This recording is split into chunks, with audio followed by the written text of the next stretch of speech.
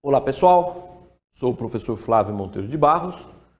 Nós vamos iniciar nesta aula o estudo da parte geral do Código Penal. O Código Penal, como vocês sabem, é dividido em duas partes. A parte geral, artigo 1º ao artigo 120, ok? Artigo 1º ao 120. E a parte especial, artigos 121 e seguintes. Ok? Nós vamos iniciar aqui o estudo da parte geral do Código. Vamos começar pela aplicação da lei penal. A aplicação da lei penal, artigo 1º ao artigo 12 do Código Penal. Ok? Então vamos lá. Vamos começar então pelo artigo 1º, que diz o seguinte, o artigo 1º. Não há crime sem lei anterior que o defina.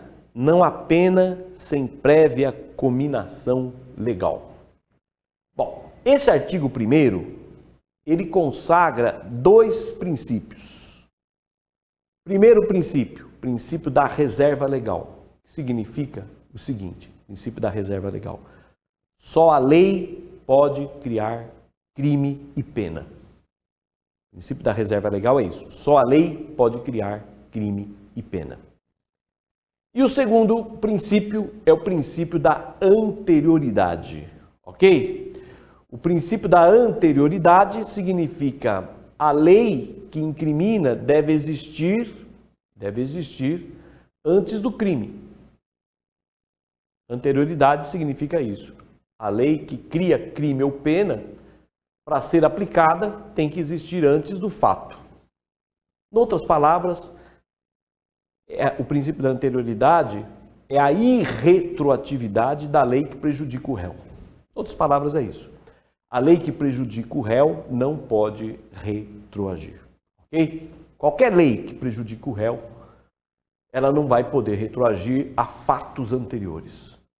Então, o princípio da anterioridade é isso. A lei que cria crime, que cria pena, em suma, a lei que prejudica o réu, ela só será aplicada se ela já existia, se ela estava em vigor, ao tempo do fato criminoso. Ok? Esse é o princípio da anterioridade. Porque se ela ainda estava no período da vacatio legis, ela não vai ser aplicada. Então, surgiu uma lei aí criando um crime, mas está na vacatio legis. Na vacatio legis, ela não é aplicada. Quem praticar o fato na vacatio legis não vai responder. Ok? Então, a lei só vai ser aplicada se quando se praticou o crime, ela estava em vigor. Ok? Então, o artigo 1º tem dois princípios, o princípio da reserva legal e o princípio da anterioridade. Tudo bem, o princípio da reserva legal, então, só a lei pode criar crime, só a lei pode criar penas. Ok? Então, proíbe que o crime e a pena seja criado através de costume, analogia, arbítrio judicial, decisões judiciais. Então, uma decisão judicial não pode criar crime. Uma analogia não pode criar crime. Ok? Costume não pode criar crime. Só a lei pode criar crime. Por mais grave que o fato seja, se não houver lei incriminando, não é crime. Não é, por exemplo, o incesto, que é relações sexuais entre parentes. Incesto significa isso, relações sexuais com parentes. Imaginemos que o pai seja amante da filha maior de 18. O pai é amante da filha que tem 18 anos. O que é isso? Nada. Ah, mas é grave, mas não é nada. Por quê? Criminalmente não é nada. Sob o ponto de vista do direito penal não é nada. Por quê? Não tem lei incriminando o incesto. O incesto não é crime. Então, se o pai é amante da filha maior de 18, ele não está praticando crime. Então, por mais grave que o fato seja, ele não será crime. Então, só a lei pode criar crime e pena. Ok? Muito bem.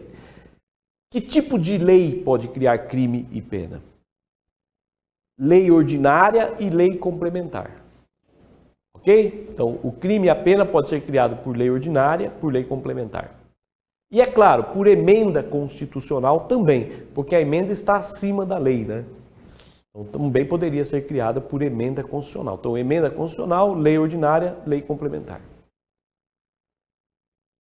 O crime não pode ser criado através de medida provisória. A Constituição proíbe que a medida provisória verse sobre direito penal. Ok? Quando a Constituição proíbe a medida provisória sobre direito penal, leia-se sobre o direito penal que cria crime. É até possível medida provisória para beneficiar o réu. Para beneficiar o réu, tudo bem. Mas para prejudicar, não. Bom, então, a medida provisória não pode criar crime. Lei delegada também não pode criar crime. Porque a Constituição proíbe lei delegada sobre direitos individuais, isto é, sobre matéria do artigo 5º da Constituição Federal.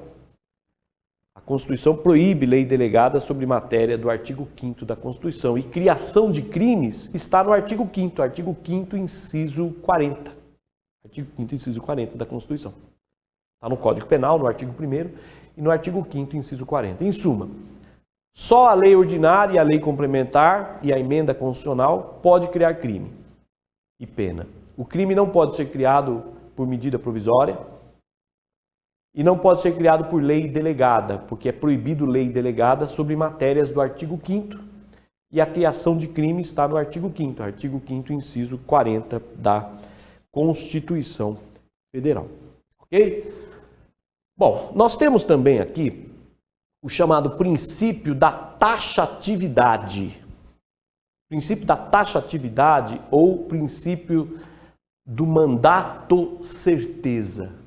Ele é mais conhecido como taxatividade, né? Mas taxatividade ou mandato certeza. Significa, a lei que cria o crime deve conter o mínimo necessário para identificar a conduta criminosa. Isso é a taxatividade. A lei não pode ser vaga, genérica. Lei que não pode criar um crime de forma vaga, de forma genérica. Senão ela é inconstitucional. Criar crime é conter o mínimo necessário. Não precisa definir todos os elementos, mas precisa definir o mínimo necessário da conduta criminosa. Então, princípio da taxatividade. A lei que cria crime deve definir o mínimo necessário para identificar a conduta criminosa. Ela não pode ser vaga, não pode ser genérica. Ok? Então, nós temos tipos abertos e norma penal em branco. O que é um tipo penal aberto? Tipo penal aberto é aquele cuja definição da conduta criminosa é complementada pelo juiz. Isso é um tipo penal aberto. A lei não definiu todos os elementos da conduta. A lei não definiu todos os elementos da conduta, então o juiz complementa. Isso é um tipo aberto. Por exemplo, rixa. Artigo 137. A lei diz: participar de rixa salvo para separar os contendores. Então, o crime de rixa é um tipo aberto, porque o juiz complementa a definição da conduta criminosa. Ok? Porque é uma definição incompleta. Então, a lei, quando define o crime de forma incompleta, o juiz tem o poder de complementar, que é o que chama de tipo aberto. Porque a lei não precisa definir todos os elementos da conduta. Nós temos os tipos fechados, quando a lei define todos os elementos da conduta criminosa. Quer dizer, a lei foi muito detalhista, ela definiu todos os elementos. É o tipo fechado. Tipo aberto, quando a lei definiu o mínimo e o juiz então complementa. Por exemplo, rixa, aborto, a lei define o mínimo e o juiz complementa. Ok? Agora, norma penal em branco, ou lei cega. Norma penal em branco é aquela em que o complemento da definição da conduta criminosa, é feito por outra lei ou por um ato administrativo. Quer dizer, o complemento vai ser feito por outra lei ou por um ato administrativo. Isso que é uma norma penal em branco. Quando o complemento é feito por outra lei, Fala em norma penal em branca homogênea ou em sentido lato ou amplo. Norma penal em branco homogêneo ou em sentido lato ou amplo. O complemento é feito por outra lei. Por exemplo, artigo 237 do Código Penal. 237 prevê o crime de casar conhecendo os impedimentos. Sujeito que se casa com uma pessoa sabendo que estava impedido. Casar conhecendo os impedimentos. Então, o sujeito que ficou viúvo e casou com a sogra. É crime, ele está impedido de casar. Bom, casar conhecendo os impedimentos matrimoniais. É uma norma penal em branco, em sentido amplo, porque os impedimentos emanam do Código Civil, que é uma outra lei. Esses impedimentos constam no Código Civil, que é uma outra lei. Então, norma penal em branco em sentido amplo ou homogênea, quando o complemento da conduta emana de outra lei. Guarde esse exemplo, o artigo 237 do Código Penal, que prevê o crime de contrair casamento conhecendo os impedimentos. O complemento é feito pelo Código Civil, que é uma outra lei. Já a norma penal em branco em sentido estrito ou heterogênea, em sentido estrito ou heterogêneo, o complemento é feito por outra fonte, não é por lei, é por outra fonte, é por um ato administrativo. É feito por um ato administrativo. Por exemplo, a lei de droga. Quer dizer, quais são as drogas? A lei de droga não diz quais são as drogas. As drogas são aquelas especificadas numa portaria da Anvisa, que é um ato administrativo. Então, a lei de drogas é uma norma penal em branco em sentido heterogêneo ou em sentido estrito. Norma penal em branco heterogênea ou em sentido estrito. O complemento emana de um ato administrativo. Entenderam? Então, vejam só. Então, diferença entre tipo aberto e norma penal em branco. Tipo aberto, o complemento da conduta é feito pelo juiz. Ok? Norma penal em branco, o complemento da conduta é feito por outra lei ou por um ato administrativo. O complemento é feito por outra lei ou por um ato administrativo. Ok? Então, o princípio da reserva legal, então, só a lei pode criar crime, só a lei pode criar penas. A lei é regida pelo princípio da taxatividade no sentido de que deve conter um mínimo de determinação da conduta. O mínimo. Não precisa definir todos os elementos da conduta. Não precisa definir todos, mas precisa definir o mínimo. Ok? E esse princípio da reserva legal se aplica às medidas de segurança, se aplica às contravenções, em suma, tá? Se aplica aí aos institutos penais relacionados à criação de crime, então ou de pena, né? Todos os institutos relacionados ao crime e à pena, por exemplo, vai criar uma agravante, uma causa de aumento de pena, uma qualificadora. Tudo isso precisa de lei, tá? Para criar crime e os aspectos relacionados ao criar crime e pena, né? E os aspectos relacionados ao crime e à pena, por exemplo, uma agravante, uma qualificadora, quer dizer, uma causa de aumento de pena, tudo isso vai precisar de lei, ok? Muito bem. Vamos abordar agora a lei penal no tempo, que é o artigo 2º do Código Penal. O artigo 2º do Código Penal, ele, em outras palavras, ele consagra, de uma certa maneira, para a lousa, por favor, o princípio do tempus regit actu. Tempus regit actum. Isto é, aplica-se a lei vigente ao tempo do crime. Ok? Aplica-se a lei vigente ao tempo do crime. Ok? Mas esse princípio, tempus regit actum, significa que o criminoso ele vai responder pela lei em vigor ao tempo da conduta criminosa. Ok? Muito bem. Esse princípio tempus regit actum comporta duas exceções. Primeira exceção, abolitio criminis. Então anotem aí, lousa, por favor. Abolitio criminis. Tá? Abolitio criminis, que é o artigo 2º caput. Ok? Artigo 2º caput. E depois a novatio legis in melius. Novatio legis in melius.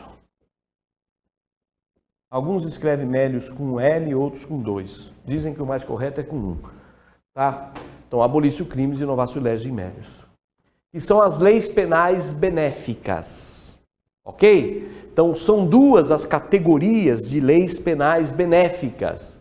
As duas categorias de leis penais benéficas são a abolício criminis e a novatio legis in melius. Então, temos o princípio do tempus regit acto, isto é, aplica-se a lei vigente ao tempo do crime, salvo se a lei posterior for mais benéfica. Ok? Então, o criminoso vai responder pela lei vigente ao tempo do crime, salvo se a lei posterior for mais benéfica. Daí, a lei penal benéfica, ela retroage. Ok? Isso é princípio constitucional. Está no artigo 2º do Código e está também no artigo 5º da Constituição Federal. Artigo 5º, inciso 36 da Constituição Federal. A lei penal benéfica retroage. Ela retroage, ela se aplica a fatos anteriores. Ainda que já tenha transitado em julgado. A lei penal benéfica retroage. Isto é, ela se aplica a fatos anteriores. Ok? Muito bem.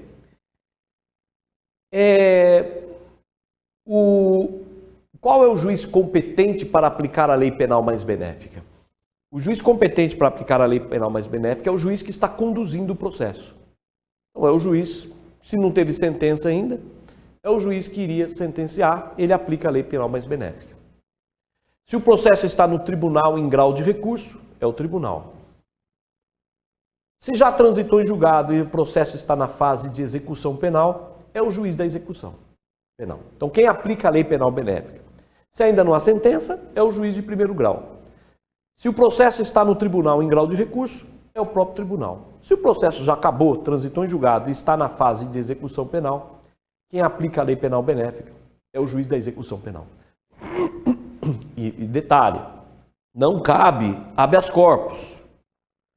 Para a aplicação da lei penal benéfica, tem que pedir para o juiz da execução. Não cabe habeas corpus. Súmula 611 do Supremo Tribunal Federal. Ok?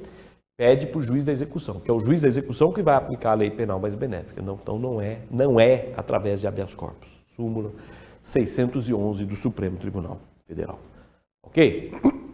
Muito bem. Então, a lei penal benéfica, ela retroage, ela se aplica a fatos anteriores. E são duas as espécies de leis penais benéficas, abolício criminis e novatio legis in melius. Ok? Bom, abolício criminis. Vamos falar da abolício criminis. Abolício criminis é uma lei. É uma lei que torna atípico um fato que era típico. É uma lei que deixa de considerar o fato como criminoso. Isso que é abolício criminis. O fato era crime, daí surge uma nova lei que deixa de considerar o fato criminoso. É uma lei que revoga a norma incriminadora. Revoga a norma incriminadora. Abolício criminis é isso, é uma lei que revogou a norma incriminadora. Quer dizer, o fato deixa definitivamente de ser crime. Por exemplo, adultério era crime. Daí, em 2005, surgiu uma lei revogando o crime de adultério. Então, foi uma abolício crimes. A lei de 2005 revogou o crime de adultério. Sedução era crime, seduzir mulher virgem, tendo relação sexual com mulher virgem menor de 18. Relação sexual com virgem menor de 18 seduzindo era crime. Foi revogado. Em 2005 surgiu uma lei revogando o crime de sedução. Então eu dei dois exemplos de abolício crimes. Abolício crimes é uma nova lei que revoga a lei incriminadora. Isto é, o fato deixa de ser crime. Deixa de ser definitivamente crime. Ok?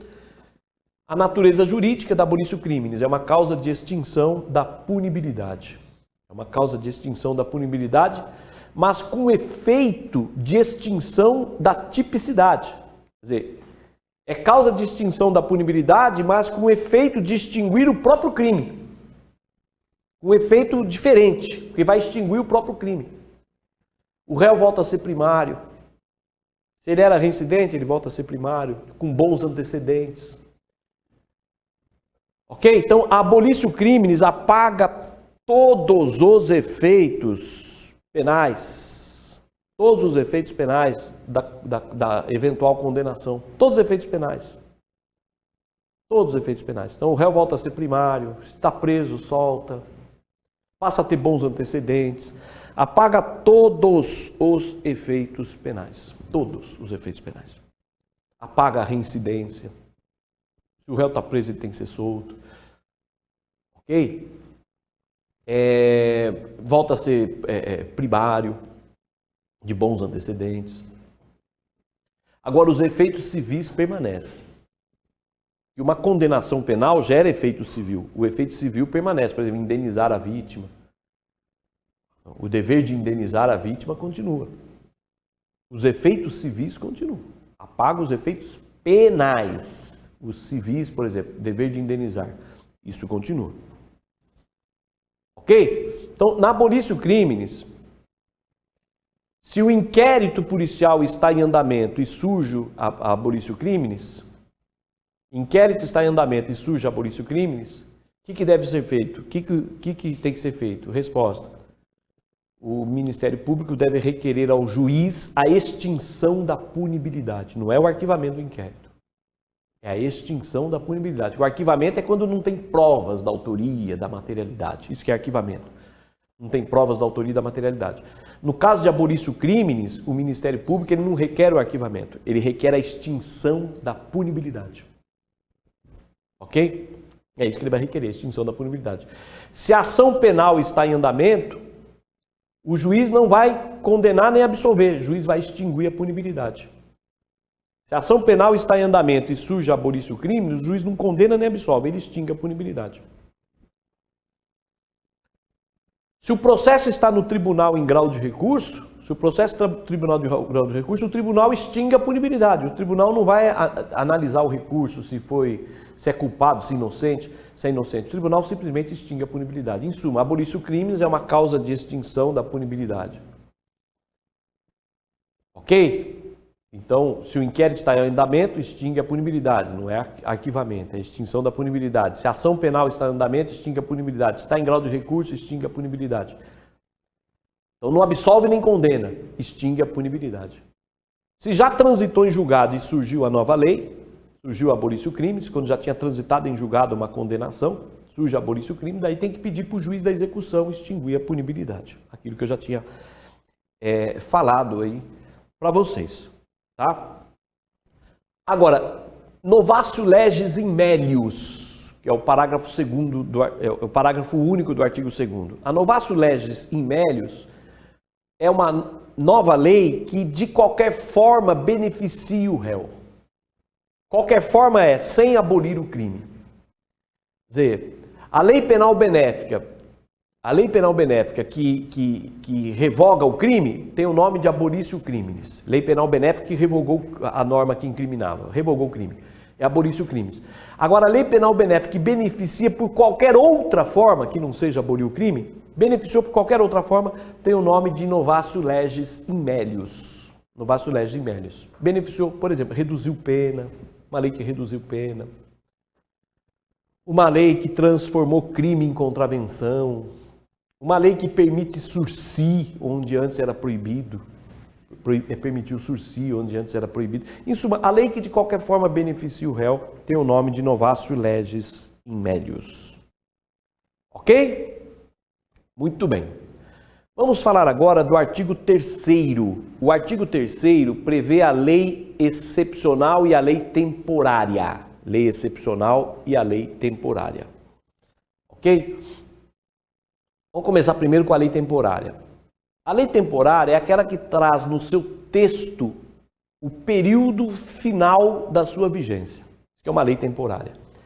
Ela traz no seu texto o período final da sua vigência.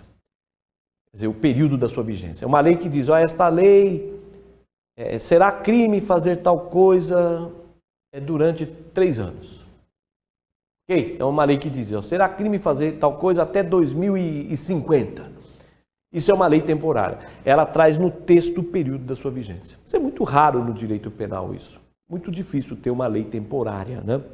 Agora, a lei excepcional, que é temporária também, né? A lei excepcional é aquela cuja vigência depende da persistência de uma situação anormal.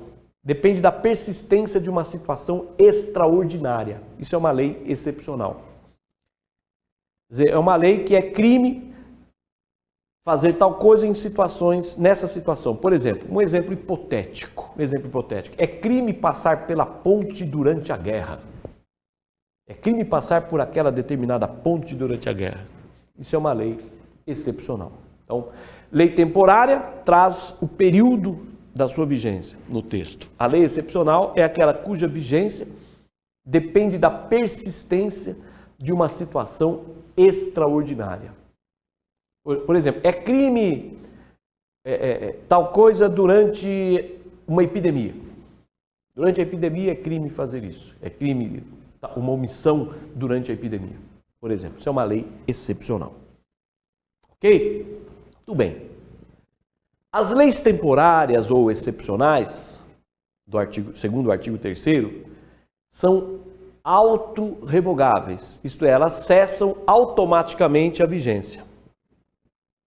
Tá? Elas se revogam automaticamente, cessam automaticamente a vigência quando esgota o período de sua duração. Não precisa uma nova lei para revogá-la. Ela se revoga automaticamente quando cessa o período da sua vigência. Então, uma lei que vai ser crime durante 3 anos, dados 3 anos, acabou. É crime passar pela ponte durante a guerra entre o Brasil e tal país, acabou a guerra, acabou o crime. Então, são autorrevogáveis. Ok? Entretanto, elas são ultraativas. É isso que diz o artigo 3º. Ultraativas, isto é, elas continuam sendo aplicadas aos fatos ocorridos durante a sua vigência. Continuam sendo aplicadas aos fatos ocorridos durante a sua vigência. Ok? Então imaginemos, é crime passar pela ponte durante a guerra. O sujeito passou pela ponte e está sendo processado. Quando acaba a guerra, ele continua sendo processado.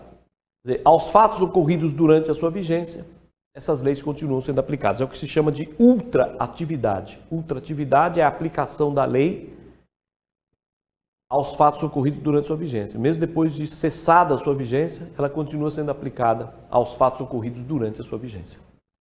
É isso que diz o artigo 3º. Ok? Entenderam? Então, imaginemos, por exemplo,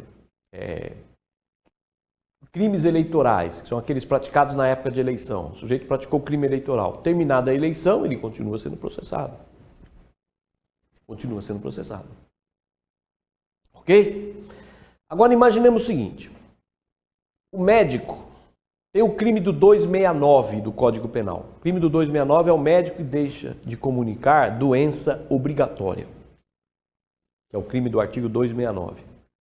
Médico que deixa de comunicar doenças obrigatórias. Essas doenças obrigatórias estão numa portaria do Ministério da Saúde. O Ministério da Saúde tem uma portaria onde ele especifica, ele arrola as doenças que o médico tem que comunicar. Toda vez que ele ficar sabendo, ele tem que comunicar às autoridades. Senão ele comete esse crime omissivo próprio. Ok? O médico entrou em contato com um paciente que tinha uma doença e não comunicou. Ok? Ele não comunicou, ele está sendo processado. Durante o processo, muda a portaria e aquela doença ela deixou de ser obrigatória. Deixou de ser obrigatória aquela doença. E aí? Ele vai continuar sendo processado ou não? Bom, depende. Se a doença era obrigatória por uma situação excepcional, a doença era de comunicação obrigatória por uma situação excepcional, por exemplo, epidemia. Daí é uma norma excepcional. Aplica-se o artigo 3º, isto é, o artigo 3º diz, olha, ele continua sendo processado. Mesmo depois de cessada a vigência, continua sendo processado. Então, se a doença era obrigatória em razão de uma situação excepcional, epidemia, por exemplo, ele vai continuar sendo processado, artigo 3º. Agora, se não havia nenhuma situação excepcional, daí é abolício criminis. Daí extingue a punibilidade. Então depende do motivo que a doença constava na portaria. Se ela constava por motivos excepcionais, é uma lei excepcional, continua sendo aplicada. Se não tinha motivo excepcional, daí a questão é de abolício crimes, extingue a punibilidade. Ok? Outro exemplo, o sujeito está sendo processado na lei de drogas. Ok? Daí durante o processo, aquela droga sai da portaria. Aquela droga sai da portaria. Daí é abolício crimes, porque a droga consta na portaria não é por motivo excepcional. Não tem nenhum motivo excepcional que faça com que a droga conste na portaria. Não tem nenhum motivo excepcional. Então, se a droga sair da portaria, abolício crimes. Já teve um caso concreto, uma época em que o lança-perfume, o princípio ativo do lança-perfume, saiu da portaria por uma semana. Daí foi abolício crimes para todo mundo. Quer dizer, por um erro lá, tiraram, depois voltou, né? Voltou, mas acabou, aquelas pessoas tinham o direito adquirido a abolício crimes. Tá? Em suma, nem toda norma penal em branco é excepcional. Nem toda norma penal em branco, aliás, em regra, não é excepcional. O artigo 3º só vai ser aplicado quando houver uma situação excepcional. Por exemplo, nesse caso do 269, em que a doença constava lá por uma razão de epidemia.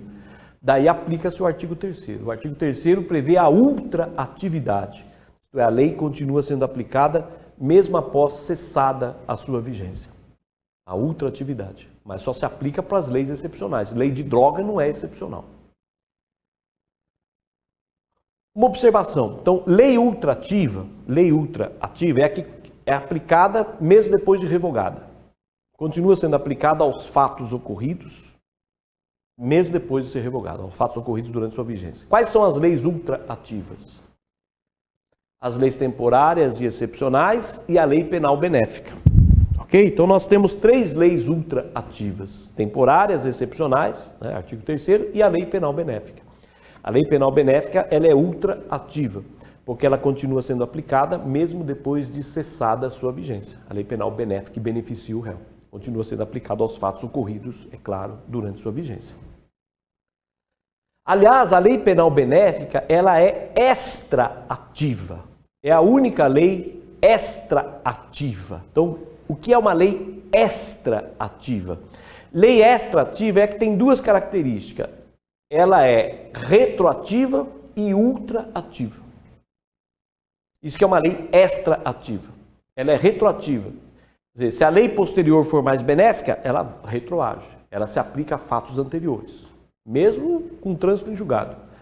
Ela se aplica a fatos anteriores se a lei penal benéfica for a posterior. E ela é ultraativa quando ela for a anterior. Se a primeira lei é mais benéfica, ela continua sendo aplicada aos fatos ocorridos durante sua vigência. Então guardem isso. Lei ultraativa, nós temos 3. Temporária, excepcional e a lei penal benéfica. Então, lei ultraativa, temos 3.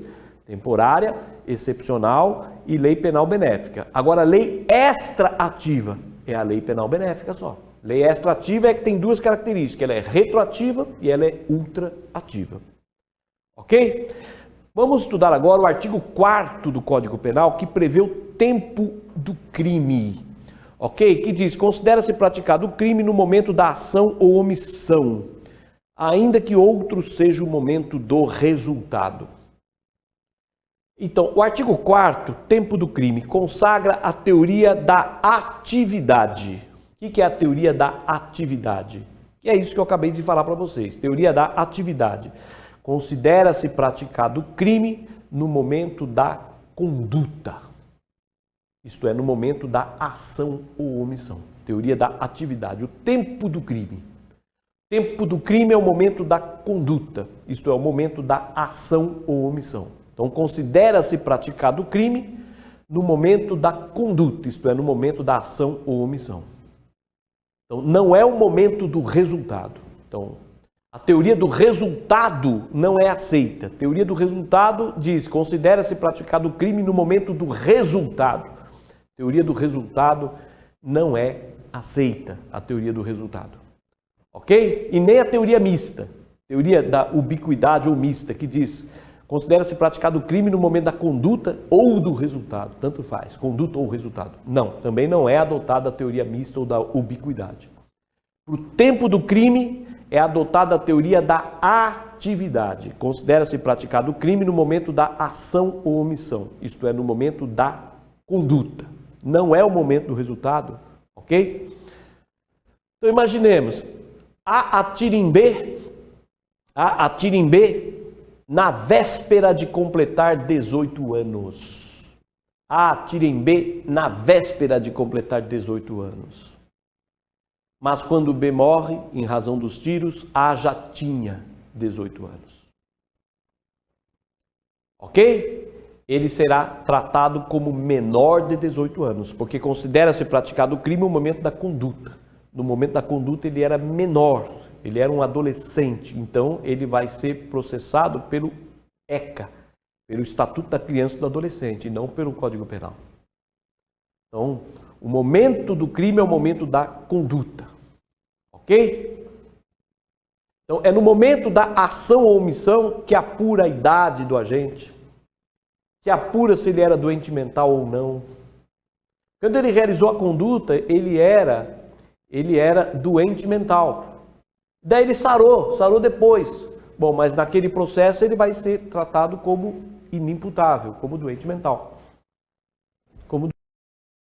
Entenderam? Então, é no momento da conduta que se apura se era menor ou não, se era doente mental ou não. É no momento da conduta que se apura a imputabilidade. Em outras palavras, é isso. No momento da conduta, apura se era imputável ou inimputável. Isto era maior ou menor, doente mental ou não. No momento da conduta, no momento da ação ou da omissão.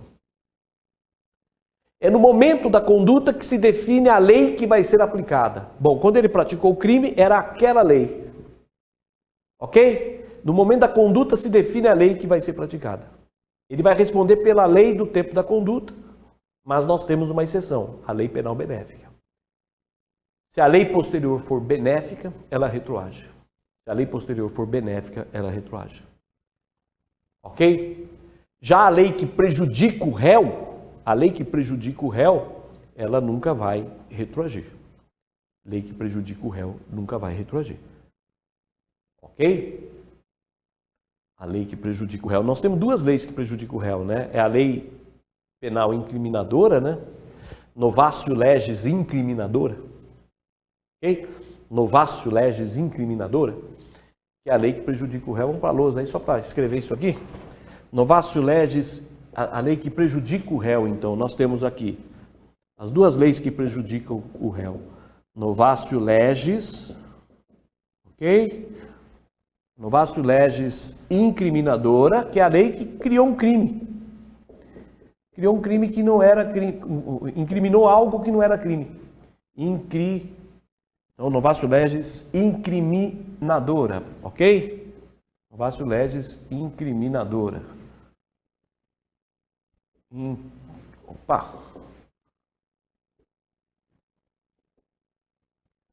Incriminadora, ok? Criou um crime, incriminou algo que não era crime. Transformou em crime algo que não era crime. Novatio legis incriminadora. E depois a Novatio legis impejus. O que é a Novatio legis impejus? Perdão pela letra. Novatio legis impejus é a lei que agravou a situação do réu. Agravou. Já era crime, agora piorou. Isso é Novatio legis impejus. Já era crime, agora piorou. Aumentou pena, proibiu sursi. Isso é uma Novatio legis impejus.